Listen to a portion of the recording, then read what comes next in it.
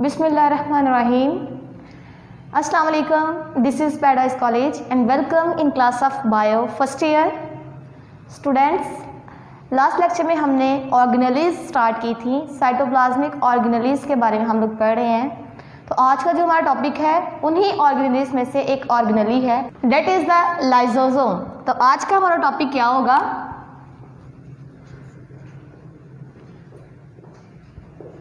Lysosomes.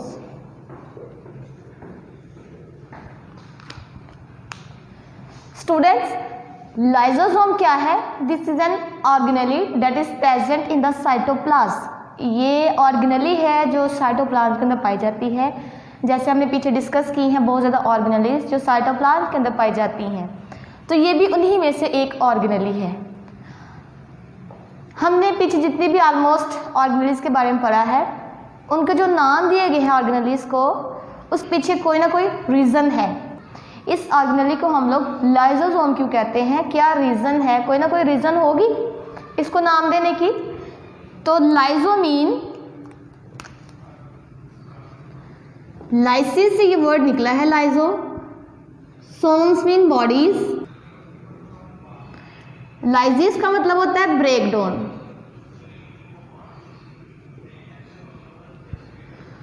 सोम्स का meaning bodies है, lyso जो वर्ड है लाइसिस से निकला हुआ है जिसका मतलब होता है ब्रेक डाउन, चीज़ों की ब्रेक डाउन करवाना। तो फिर हम लोग इसके वर्ड को देख के कह सकते हैं कि ये जो बॉडीज़ हैं, ये ऑर्गेनेलीज हैं, इनका काम क्या होगा? चीज़ों की तोड़ फोड़ करना, चीज़ों को ब्रेक डाउन करना। चूँकि लाइसोसोम का फंक्शन इसी के ही रिलेटेड है, चीज़ों को तोड़ने के रिलेटेड है, तो हम लोग फिर इसको नाम देते हैं लाइसोसोम। इन ऑर्गेनेलीज को फिर हम लोग नाम देते हैं लाइसोसोम का। ठीक है, तो ये थे इसके कुछ इसकी टर्म के बारे में। नेक्स्ट जो है इसकी डिस्कवरी की बात कर लेते हैं। इसको डिस्कवर किसने किया?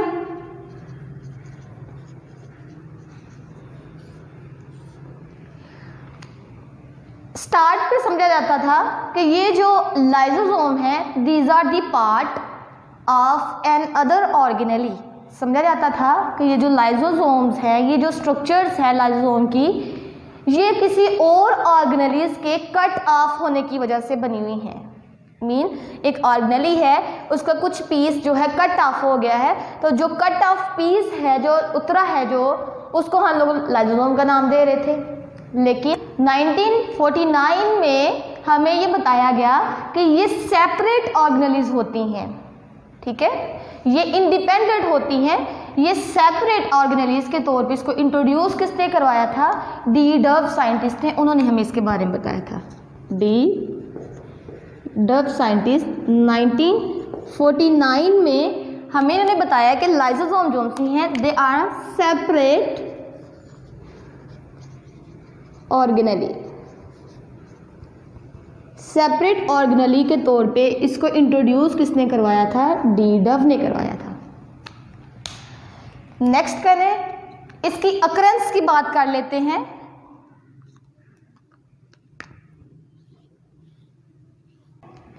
They are almost present in most eukaryotic cells।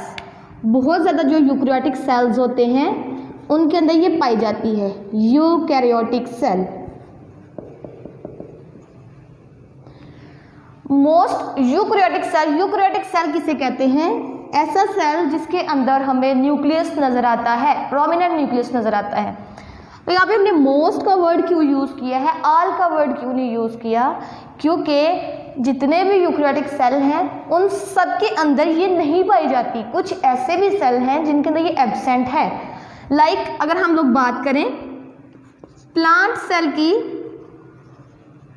तो ये प्लांट सेल के अंदर एब्सेंट होते हैं, ये ऑर्गेनेलीज एब्सेंट होती हैं। सो डैट, हालांकि प्लांट के सेल क्या हैं? They are also eukaryotic cell, but in these cells these organelles are absent.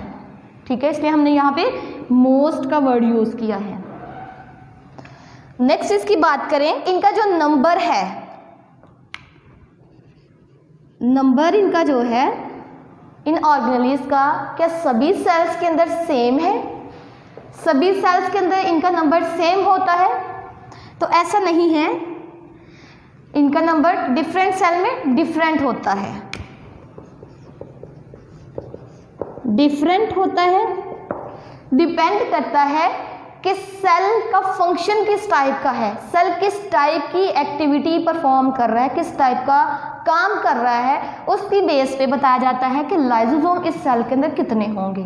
ठीक है, तो कहा जाता है कि जो सेल्स फैगोसाइटिक एक्टिविटी ज़्यादा करते हैं उनके अंदर लाइसोसोम का जो नंबर है वो ज़्यादा होता है। Cells that perform phagocytic activity in this cell the number of lysosome is more than other cells। Clear.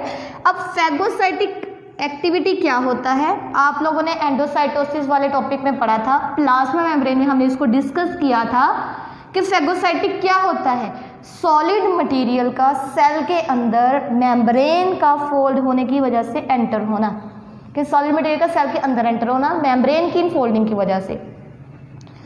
तो फैगोसाइटिक एक्टिविटी जो सेल मतलब जो सेल ज़्यादा से ज़्यादा मटेरियल को अपने अंदर लेके जा रहे हैं उसको वहाँ पे ज़्यादा से ज़्यादा उनकी फिर ब्रेकडाउन भी तो करवानी है। लाइसोसोम जो से हैं ज़्यादा होंगे तो वो चीज़ें ज़्यादा ब्रेकडाउन उसकी होगी ना।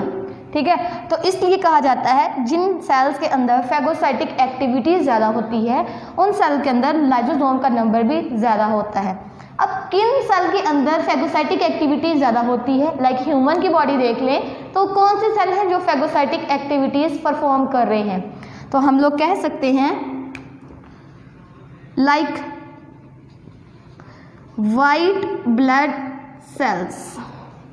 वाइट ब्लड सेल क्या करते हैं, आप लोगों को पता है इम्यूनिटी में हमें मदद देते हैं, हमारा इम्यून या डिफेंस सिस्टम जो सा है ये क्या करते हैं किसी भी मटेरियल को इनगल्फ कर लेते हैं, फैगोसाइटोसिस का प्रोसेस करते हैं, ये चीज़ों को अपने अंदर ले जाते हैं और आगे जो चीज़ें इनके अंदर गई हैं इन सेल्स के अंदर उनकी फर्दर ब्रेकडाउन करवाने के लिए वहाँ पे क्या चीज़ मौजूद होगी, लाइसोसोम्स होते हैं जो इन चीज़ों की फर्दर ब्रेकडाउन करवा देते हैं।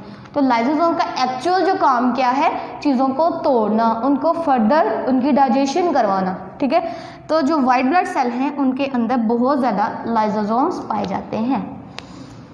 ये थी इसकी अकरेंस के बारे में। नेक्स्ट मूव करते हैं, इसकी स्ट्रक्चर के बारे में थोड़ा सा डिस्कस कर लेते हैं। इनके स्ट्रक्चर के बारे में कहा जाता है कि ये ऐसी ऑर्गेनली है that is also membrane bounded. ये ऑर्गेनली जो सी है इसके इर्द गिर्द भी मेम्ब्रेन पाई जाती है, जैसे हमने पीछे एंडोप्लाज्मिक रेटिकुलम में देखा, उसके अलावा हमने फर्दर गोल्जी अपरेटस में देखा, गोल्जी अपरेटस में डिस्कस किया। ऑलमोस्ट हमने राइबोसोम्स को निकाल के बाकी जितने भी अभी तक ऑर्गेनेलिस पड़ी हैं उनके अंदर हमने देखा है कि उनके इर्द गिर्द क्या चीज़ पाई जाती है, मेम्ब्रेन पाई जाती है। तो ये भी ऐसी ऑर्गेनेली हैं जिनके इर्द गिर्द मेम्ब्रेन पाई जाती है, बट इसके इर्द गिर्द जो मेम्ब्रेन होती है वो सिंगल मेम्ब्रेन होती है, डबल मेम्ब्रेन नहीं होती। तो हम लोग कहते हैं इसको सिंगल मेम्ब्रेन इसके इर्द गिर्द पाई जाती है।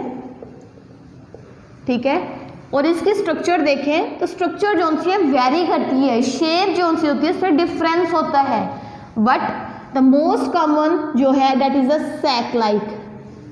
इनकी जो शेप होती है इस ऑर्गेनली की वो थैलीनुमा होती है, और इसके अंदर जैसे हम लोग यहाँ पे डिस्कस करें तो ये मेम्ब्रेन है एक, ठीक है, this is a single membrane, और इस मेम्ब्रेन के अंदर हमें बहुत ज़्यादा इंजाइम्स नज़र आते हैं।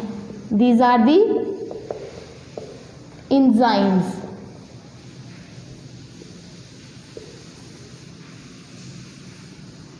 ठीक है, तो मेम्ब्रेन के अंदर इंजाइम्स पाए जाते हैं। इस मेम्ब्रेन प्लस इंजाइम को हम लोग लाइसोसोम का नाम देते हैं। तो membrane rich with enzyme is equal lysosome. हम लोग कहते हैं मेम्ब्रेन प्लस इंजाइम को लाइसोसोम का नाम दिया गया है। तो फिर कह सकते हैं कि इस मेम्ब्रेन के अंदर क्या होता है, इंजाइम्स पाए जाते हैं, रिच विद इंजाइम्स जो क्या करते हैं, चीज़ों को तोड़ने में मदद देते हैं। तो वो एंजाइम कौन कौन से हो सकते हैं? Acid phosphatase, hydrolytic enzyme. ठीक है, तो acid phosphatase, hydrolytic enzymes, these are present within the membrane of lysosome. ये दो एंजाइम्स हैं, इसके अलावा बहुत ज़्यादा एंजाइम्स होते हैं जो कि यहाँ पे इस लाइसोसोम के अंदर पाए जाते हैं, इस मेम्ब्रेन के अंदर पाए जाते हैं। इन दोनों को हम लोग हाइड्रोजिनेज एंजाइम का नाम भी देते हैं।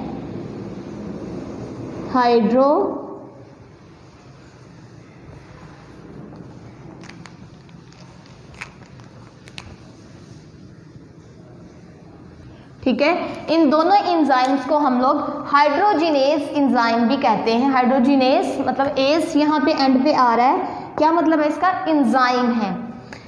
ये जो एंजाइम्स हैं they break the material in the presence of water. Hydro का वर्ड यहाँ पे यूज किया गया है जिसका मतलब होता है वाटर।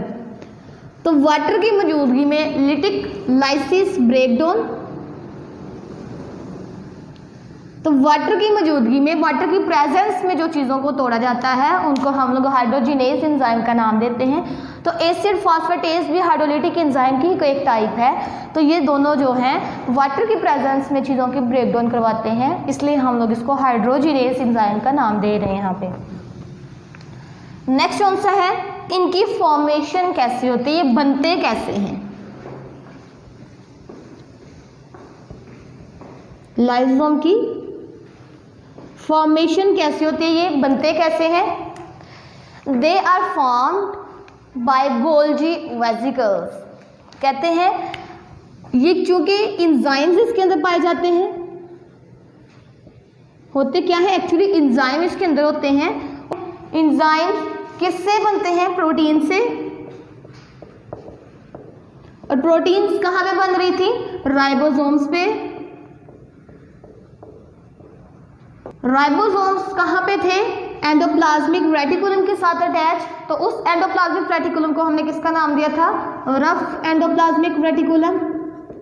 अब राइबोसोम जो से प्रोटीन बना रहे थे और प्रोटीन फर्दर एंजाइम्स में चेंज हो रही थी, क्योंकि हमने पढ़ना है नेक्स्ट चैप्टर में कि जितने भी एंजाइम्स होते हैं वो सारे के सारे प्रोटीन से मिलके होते हैं, लेकिन सारी प्रोटीन्स एंजाइम्स नहीं होती। कुछ प्रोटीन जो सी होती हैं हार्मोन्स के तौर पे निकल जाती हैं, कुछ प्रोटीन जो सी है वो एंटीबॉडीज बना देती हैं, कुछ प्रोटीन्स एंजाइम बना देती हैं। तो हम लोग कहते हैं all enzymes are protein but all proteins are not enzymes. ठीक है, तो कुछ प्रोटीन जो एंजाइम बनाती हैं रफ एंडोप्लाज्मिक रेटिकुलम पे, फर्दर फिर रफ एंडोप्लाज्मिक रेटिकुलम इस एंजाइम को किस पे भेज देता है? स्मूथ एंडोप्लाज्मिक रेटिकुलम के पास भेज देता है। फिर वहां से वो गोल्जी अपरेटस के पास चला जाता है, वो वेसिकल। गोल्जी अपरेटस जो उनसे है फर्दर उनको हतमी शक्ल देकर उनको फाइनली उनको मॉडिफाइड करके पैक करके उनको फिर रिलीज कर देते हैं, सक्रीट कर देते, जैसे हमने अपने लास्ट लेक्चर में डिस्कस किया था। जैसे ये मैच्योरिंग फेज थी गोल्जी अपरेटस की, यहाँ पे मटेरियल आ रहा था, फिर यहाँ से कट ऑफ हो रहा था, ये मटेरियल यहाँ पे आ जाता है, कट ऑफ होता है, इसकी वजह से ये मटेरियल इस मेम्ब्रेन के अंदर पैक हो जाता है और इस वेसिकल को हमने नाम दिया था गोल्जी वेसिकल। ठीक है, तो फिर ये जो गोल्जी वेसिकल है एक्चुअली इसको हम लोग प्राइमरी लाइसोसोम का नाम देते हैं। ये लाइसोसोम होता है और चूंकि ये इनिशियल है, स्टार्ट पे बन रहा है, इसलिए हम लोग इस लाइसोसोम को प्राइमरी लाइसोसोम का नाम देते हैं। तो फिर हम लोग प्राइमरी लाइसोसोम को डिफाइन कैसे करेंगे? Vesicles that are cut off और bud off from the Golgi apparatus, these Golgi vesicles are called primary vesicles. तो गोल्जी वेसिकल्स को ही हम लोग प्राइमरी लाइसोसोम का नाम देते हैं। नेक्स्ट है प्राइमरी लाइसोसोम, और सेकंड पे हम लोग एक और लाइसोसोम की जो टाइप है बेसिकली उसको कहते हैं सेकेंडरी लाइसोसोम। अब सेकेंडरी लाइसोसोम क्या होता है? सेकेंडरी लाइसोसोम, प्राइमरी लाइसोसोम हमने कहा है जो इनिशियली लाइसोसोम बन रहा है उसको हम लोग प्राइमरी लाइसोसोम का नाम दे रहे हैं। जो गोल्जी वेसिकल्स हैं, जो गोल्जी अपरेटस से कट ऑफ होके आ रहे हैं, उनको हम लोगों ने किसका नाम दिया है? प्राइमरी लाइसोसोम्स का। अब सेकेंडरी लाइसोसोम किसे कहते हैं? देखिए, सेल ने मटेरियल को इनगल्फ करके सेल के अंदर लेके आया है। ये सेल है, सेल ने मटेरियल को अंदर लेके आना है।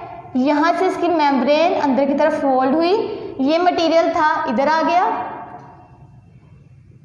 अब क्या होता है, ये जो फूड पार्टिकल है, ये कोई भी मटेरियल है, ये वैक्यूल की फॉर्म में सेल के अंदर एंटर हो जाता है। ये मेम्ब्रेन दोबारा से ठीक हो जाती है, उसकी फॉर्मेशन हो जाती है। अब ये क्या है?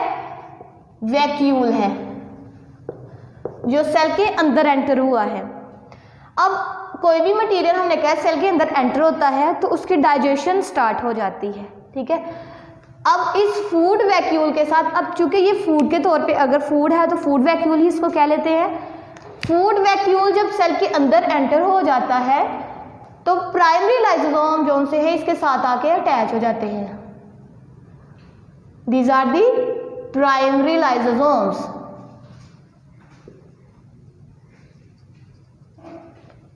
प्राइमरी लाइसोसोम्स इसके साथ आके अटैच हो रहे हैं और इसकी वजह से ये जो कम्प्लेक्स सी स्ट्रक्चर बनी है इसको हम लोग सेकेंडरी लाइसोसोम का नाम देते हैं।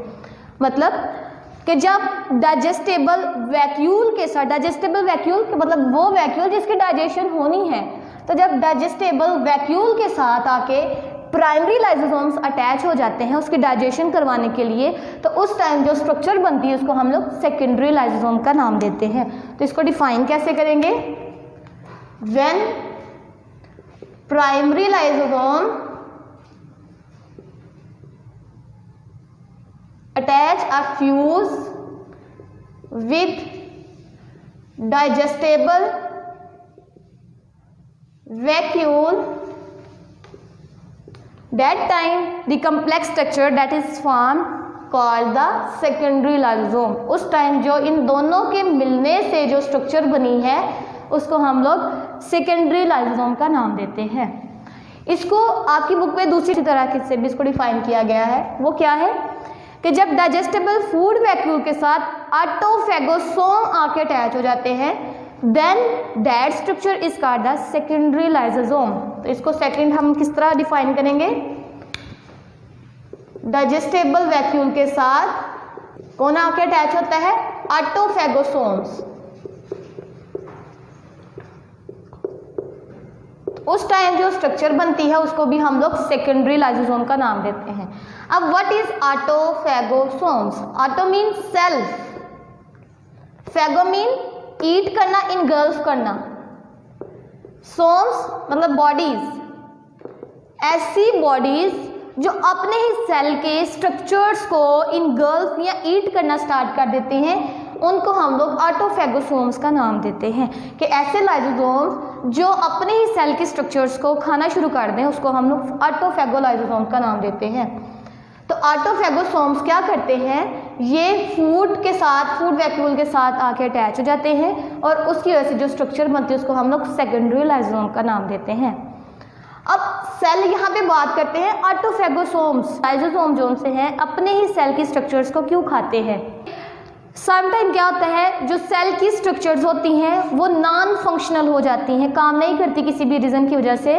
तो वहाँ पे फिर वो काम नहीं करी तो वैसे उन्होंने जगह घेरी होती है सेल की, तो फिर उसको वहाँ से ख़त्म कर दिया जाता है ताकि बाकी जो मटेरियल है उसको स्पेस प्रोवाइड की जाए। तो उस लिए जो ब्रेक डाउन करते हैं, फर्दर उसको जो भी है प्रोसेस स्टार्ट कर देते हैं। तो इस तरह ऑटोफेगोसोम्स का प्रोसेस होता है। सेकेंडरी लाइसोसोम और प्राइमरी लाइसोसोम क्या होते हैं क्लियर हो गया है। प्राइमरी लाइसोसोम वो लाइसोसोम होते हैं जो गोल्जी अपरेटस से कट ऑफ होकर गोल्जी वेसिकल्स की फॉर्म में आ रहे होते हैं, और चूंकि वो इनिशियल स्टेजेस पे होते हैं इसलिए हम लोग उनको प्राइमरी लाइसोसोम का नाम देते हैं। उन पे वर्किंग वैसे स्टार्ट नहीं करते वो। सेकेंडरी लाइसोसोम किसे कहते हैं? जब फूड मटेरियल के साथ, फूड वैक्यूल के साथ प्राइमरी लाइसोसोम आके अटैच हो जाते हैं तो उसको हम लोग सेकेंडरी लाइसोसोम को नाम देते हैं। इस डेफिनेशन को ज़्यादा प्रेफर किया जाता है, ज़्यादा अंडरस्टैंड इजीली हो जाती है और ये बहुत ज़्यादा कॉमन इसकी डेफिनेशन है। लेकिन जो कि आपकी बुक में इसका भी जिक्र किया गया है तो इसको भी हमने डिस्कस कर लिया है। नेक्स्ट कौन सी है इसके फंक्शन? कि ये क्या काम करते हैं। फर्स्ट फंक्शन क्या है इसका कि ये जो लाइसोसोम है चीज़ों को फैगोसाइटोस भी करते हैं, फैगोसाइटोसिस।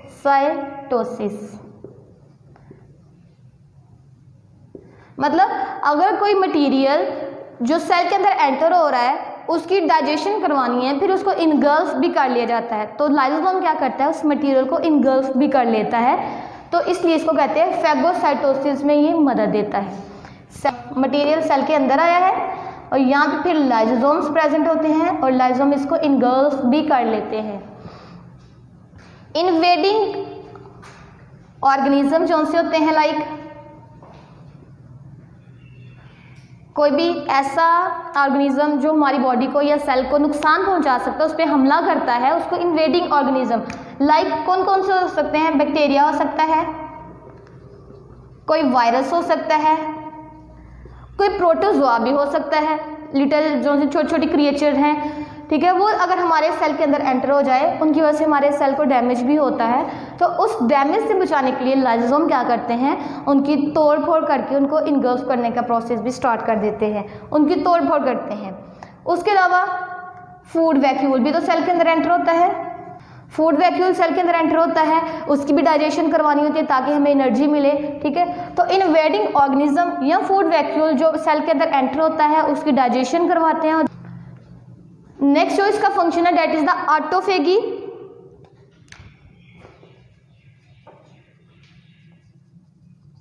ऑटोफेगी क्या है? पीछे हमने भी इसको डिस्कस किया है। Auto mean self, phagy mean eating process, ठीक है। ये एक ऐसा प्रोसेस है जिसमें जो लाइसोसोम है ये सेल के अपने ही पार्ट जो से अपने दूसरे पार्ट्स को खाना शुरू कर देते हैं। सेल्फ ईटिंग प्रोसेस है जिसमें लाइसोसोम जो से हैं अपने ही सेल की सब सेलुलर स्ट्रक्चर्स को खाना शुरू कर देते हैं, ईटिंग का प्रोसेस स्टार्ट कर देते हैं। तो सेल्फ ईटिंग प्रोसेस को हम लोग कहते हैं ऑटोफेगी।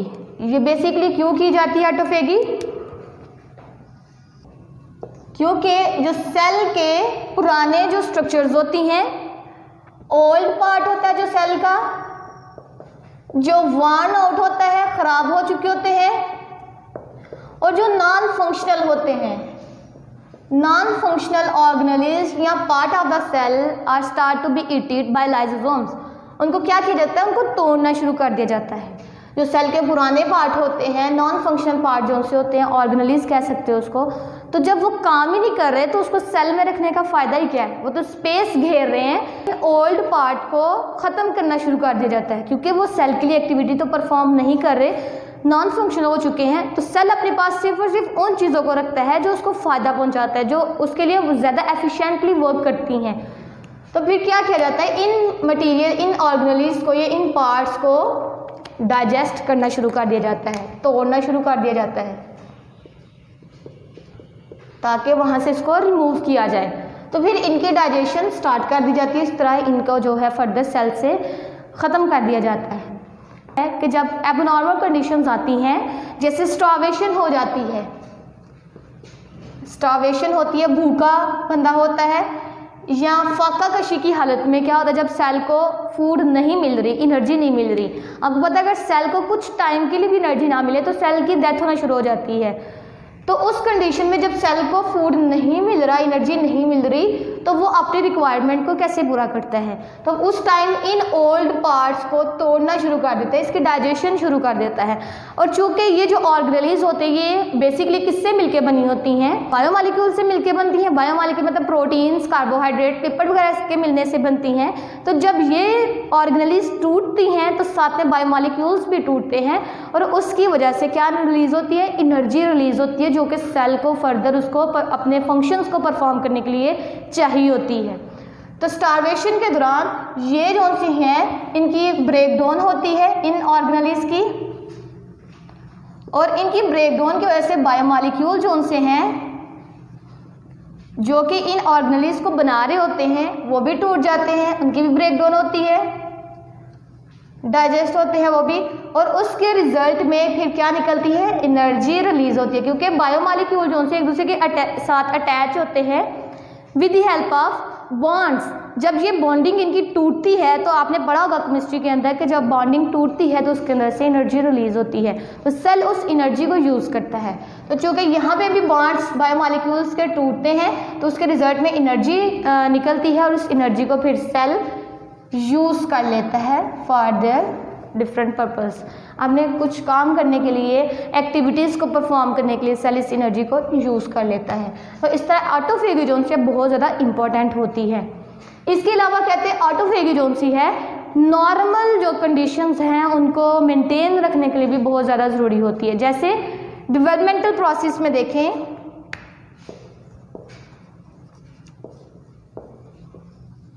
डेवलपमेंट क्या होता है, एम्ब्रियो जब बेबी होता है उसकी डेवलपमेंट होती है। जैसे बिफोर बर्थ, बर्थ से पहले पहले क्या होता है, उसके ऑर्गन्स बन रहे होते हैं। ऑर्गन्स की फॉर्मेशन होना, दैट इज द डेवलपमेंट, चीज़ों का बनना, ठीक है, चीज़ों का फॉर्मेशन उसकी होना, चीज़ों की फॉर्मेशन होना क्या कहलाता है, डेवलपमेंट कहलाता है। तो जब चीज़ें बन रही होती हैं, जब एम्ब्रियो की डेवलपमेंट हो रही होती है, तो उस टाइम बहुत ज़्यादा स्ट्रक्चर्स बनती हैं जो कि एक नॉर्मल बेबी नहीं होती। तो डेवलपमेंट में देखें कि जब एम्ब्रियो बन रहा होता है तो उसकी फिंगर जो होती है वो सारी की सारी एक दूसरे के साथ अटैच होती हैं, डी अटैच। जैसे अगर हम लोग देखें तो ये फ्री है एक दूसरे से, तो जब एम्ब्रियो अपनी डेवलपमेंटल स्टेजेस पे होता है तो उसकी ये जो फिंगर्स हैं वो फ्रीली मूव नहीं कर सकती, क्योंकि इसके दरमियान में स्किन पाई जाती है, ठीक है। तो स्किन होती है एम्ब्रियो की फिंगर्स के मिड में, सेंटर में। अगर वो स्किन ना ख़त्म हो यहाँ से तो क्या होगा कि हम लोग अपने प्रॉपरली फंक्शन नहीं कर सकते। तो अगर एक बच्चा जो सा है अपने हाथ जिसकी फिंगर्स नहीं ओपन होती, फ्रीली मूव नहीं करती, उसके साथ पैदा हो जाए तो उसको अपने काम करने में डिफ़िकल्टी होती है। तो फिर ऑटोफेगी की वजह से ये जो फिंगर के दरमियान में स्किन पाई जाती है उसको क्या कर दिया जाता है, डाइजेस्ट कर दिया जाता है, उसको ख़त्म किया जाता है। कौन करता है इसको, लाइजोसोम्स करते हैं। तो हम लोग कह सकते हैं लाइजोसोम क्या करता है, नॉर्मल कंडीशंस को मेंटेन करने में मदद देता है। इसके अलावा आप लोगों ने पढ़ा होगा ह्यूमन एम्ब्रियो वो जब डेवलपमेंटल स्टेजेस पे होता है तो उसकी टेल भी बनती है, दुम सी होती है। अगर ये टेल जो सी है, अगर कोई बच्चा उसकी बर्थ हो विद टेल, अगर किसी बच्चे की टेल के साथ बर्थ हो जाए तो क्या कहते हैं, हम लोग कहते हैं कि ये एक एबनॉर्मल चाइल्ड है, ठीक है। तो क्या किया जाता है, डेवलपमेंटल प्रोसेस के दौरान क्या किया जाता है, लाइजोसोम जो से है इस टेल को डाइजेस्ट कर देते हैं। तो जब बर्थ होती है तो वो नॉर्मल बेबी होता है, उसकी टेल नहीं होती। तो ये टेल जो सी किसकी वजह से ख़त्म हुई है, ऑटोफेगी की वजह से। और ऑटोफेगी कौन करवा रहा है, लाइजोसोम। तो हम लोग कहते हैं lysosome maintain the normal conditions of a body की नॉर्मल कंडीशंस को मेंटेन रखने में बहुत ज़्यादा मदद देता है।